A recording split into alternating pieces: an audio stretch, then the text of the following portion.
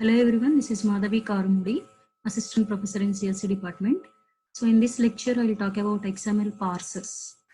So we'll mostly concentrate on DOM and SAX parsers. First, see what is the main use of parser and what are the parsers available in the XML language. So the main important use of this XML parser is to parse your XML document or to verify or validate your XML document, whether your XML document is following all the specified rules or not. So to verify that, we need to take the help of the parsers. So if you see, so this is the diagram for the parser. So first we will create a XML document. That XML document will give it to the XML parser. So here your XML parser will take the help of some APIs. Then it will check whether your XML document is valid XML document or not. So that will be verified, and your XML parser verifies whether your XML document is well-formed XML document or it is a valid XML document or not. So that will be verified, and finally it will give the document to the client application. So this is the block diagram of the parser. And here your XML having two important parsers. One is DOM parser and another one is SAX parser. And one more important point here we need to remember here is here no need to install any special software for these parsers. Whenever you means if your system is having any kind of browser, browser internally is having one parser for parsing your XML as well as HTML documents. So no need to install any special parsers for parsing your XML document. So next see how this DOM parser will works. So the full form of this DOM parser is document object model. So most of the markup languages uses this DOM parser only for checking whether the document is a valid document or not. This DOM parser implements DOM API. So this DOM parser and the DOM parser is mainly based on the Java language. It uses DOM API. So this DOM API is very easy to understand and it is very easy to use. So internally, whenever you give a XML document to the parser, your parser will store that entire XML document in the memory in the form of tree structure. So if your parser is using DOM API, your parser will store your entire XML document in the form of tree structure like this. So in the previous examples, we have discussed more about bookstore example. So here bookstore is the root element. This bookstore element contains multiple book elements. So this bookstore contains one book element, and this book element contains one attribute like category, and this book element contains some child elements like title, author, year of publication, and price of that particular book. And title attribute contains one title element contains one attribute, that is language attribute. So in which language that particular book is written. So this is the XML document representation in the memory. So if you see, if your parser is using DOM API, everything, every XML element will be stored in the form of nodes like this. So bookstore will be considered as one node, book is considered as one node, and attribute is also considered as one node, and all the child elements and the text is also considered as one element. Now see, price of that element, content of that price tag is text type. So the text type is also considered or stored in the memory as a node type. So this is the structure followed by the XML parser, which uses DOM API. Now see, just now I told you, according to the XML DOM, everything in the XML document will be considered as a node. So entire document, the complete document will be considered as document node. And every element of the XML is considered as element node. And the text that is written inside the XML elements are considered as text nodes. If your element is having any attributes, the attributes are considered as attribute nodes. Suppose in your XML document, if you use any comment lines, that comments are also stored in the form of comment nodes. Okay, see the previous example. So this is the one element node, and this is also one element node, and here this is a attribute node. So language is the attribute, so this is a attribute node, and here category is also attribute, so this is also attribute node, and title, author, year, price are the element nodes, and inside this price we are storing value of that price book, that is 30 rupees. So this is the text node, and year of publication 2015, that is the 2005, that is the value of the year, text node, and this is the text node, and this is also text node. Right now this title, author, year, price, all these child elements belongs to book element. So all these nodes we are calling it as sibling nodes. Okay, so in DOM, XML DOM, everything will be stored in the form of node structure like this. Now next concept is how to access that nodes, and how to take the value from the element node, and how to attach new node to the tree structure, and how to remove the child node from the tree. So what are the methods that are used for accessing the contents of the nodes? So in DOM API, we have some methods for accessing the contents of the nodes from the tree structure. Suppose if you want to access any nodes, so for that we have get element by tag name method. Okay, so suppose if I want to access the title tag or title element or title node, then how to access that node is x dot, here x indicates our XML document dot get element by ID by tag name of title. I want to retrieve the access the content of the title. So by using this method we can access the title node.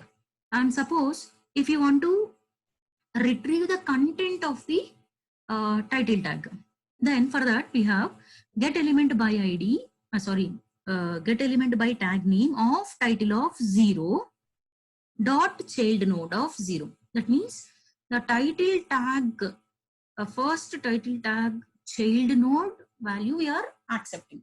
So title tag child node is, first child node is text node. So that text we are accepting. And now suppose if you want to add new node to the existing tree, then how to add it? Suppose in the previous node structure, we have seen we have some elements like bookstore element as a root element. Book element is a normal element. For book element, we have title element, author element, price element, right? Suppose if you want to add one new element like addition element. So how to add this addition element to the book element is, so first of all, create the addition element, create the node structure for addition, then store that value in the one node, then attach that value to the book tag. Okay, so how to create that element? So in XML, this create element method is available in the document object. So XML doc dot create element of with which node, with what name you want to create that node, that name of the node. Then this node we need to attach to the book, right? So how to attach that to book? Get elements by tag name book of 0 dot append child of new element. Here what is the new element? Addition element. Okay, so for adding new element to the existing element, we have append child method. So automatically this addition method, addition node will be attached to the book node. So here book of 0 indicates the first book tag of bookstore.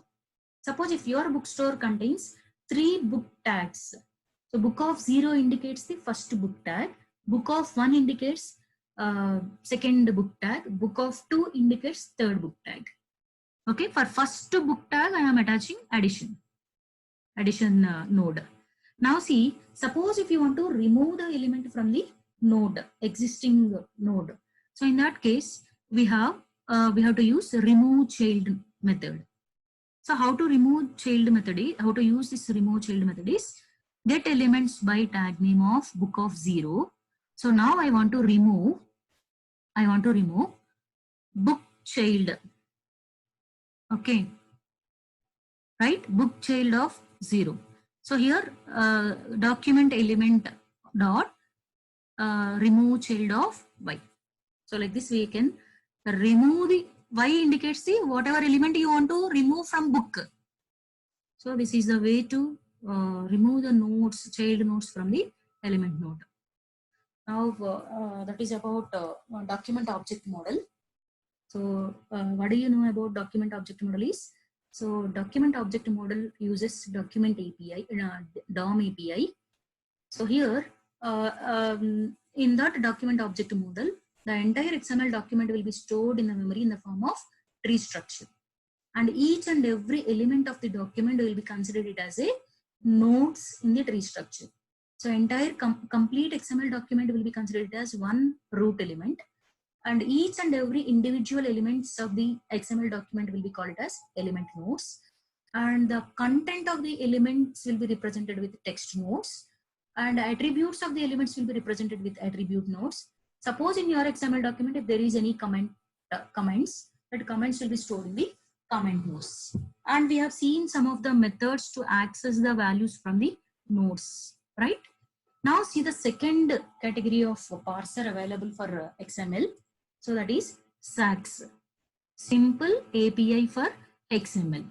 So this parser is mainly based on events. Okay, so this SAX parser parses your XML document, checks whether your XML document is well-formed XML document or not based upon the events. Okay, so here, unlike your DOM parser, your SAX parser will not create any parse tree. Your SAX parser will not store your document in the form of tree structure. So here, this SAX parser uses one API. That API is completely event-driven API written using Java language. Okay, so in that API, we have a lot of methods for accessing the elements from the nodes whenever the event occurs. So here, in case of document API, DOM API, we will retrieve the nodes, whatever element you want to retrieve, you can randomly you can retrieve it. But here, if you want to do any task on the elements, based on the events only, we can access it. So sequentially, we can access all these elements from the by using SAX parser. Okay.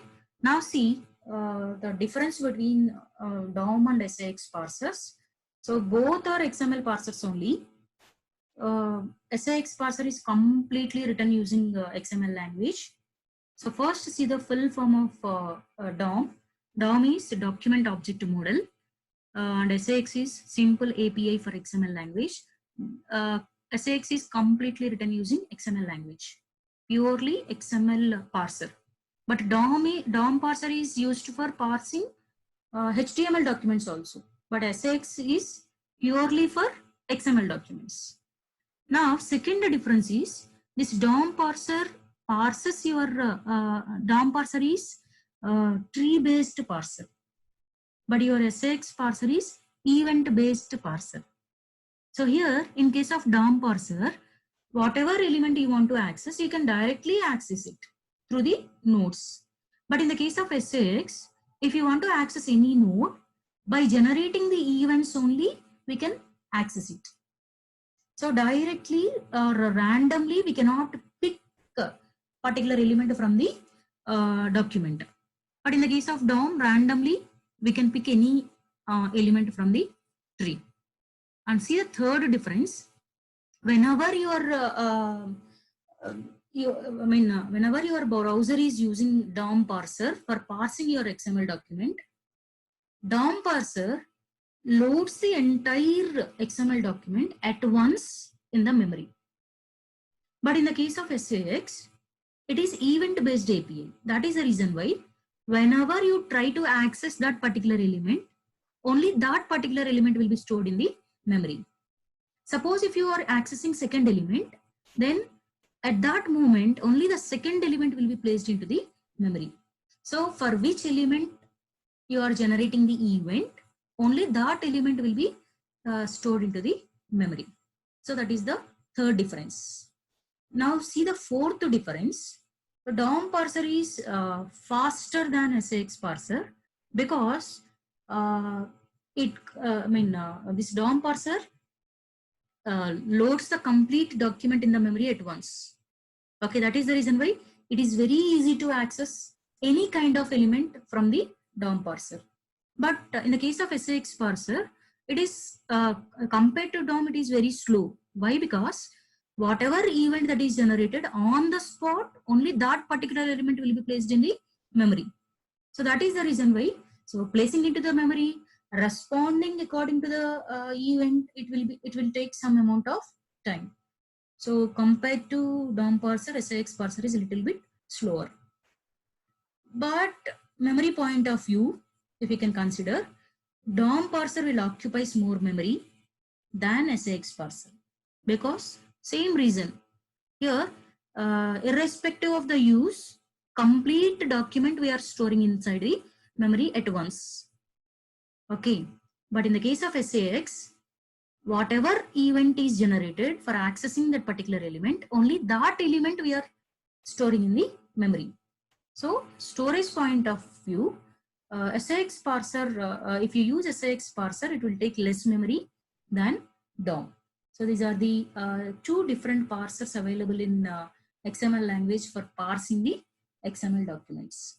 But in the case of HTML, we have only one parser for parsing XML HTML document, that is DOM.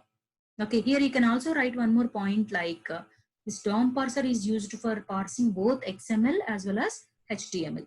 But SAX parser, I forgot to write that point here. This SAX parser is used only for parsing XML document. We cannot use this parser for parsing HTML elements. These are the major differences between DOM and SAX parsers. So with this, the XML parsers concept is over. So in this lecture, we have studied about what is the role of the XML parser, what are the types, how many types of parsers are available in the XML, and how the document, DOM parser works, and how the SAX parser works, and the differences between DOM and SAX parsers we have discussed. So with this, I'm closing the session. So thank you one and all.